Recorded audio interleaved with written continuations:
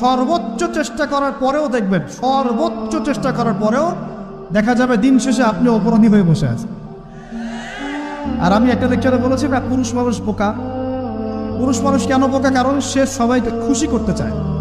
সে চায় মা সুখে থাক, বোন সুখে থাক, স্ত্রী সুখে থাক, যদি আরও স্ত্রী থাকে ও সুখে থাক, সন্তানরা সুখে থাক, সবাই ভালো থাক।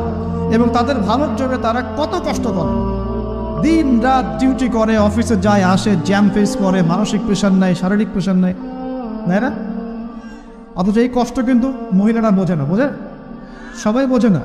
আছে অনেক ভালো স্ত্রী আছে, কিন্তু সবাই কিন্তু বোঝে না। মনে করে যে পুরুষ মানুষ মনে হয় ভোগবাদী, খালি মেয়েদেরকে ভোগ করতে চায়। অথচ সবাইকে সুখে রাখার এই চেষ্টায় একজন পুরুষ দিন শেষে নিজেই সুখী হয় না।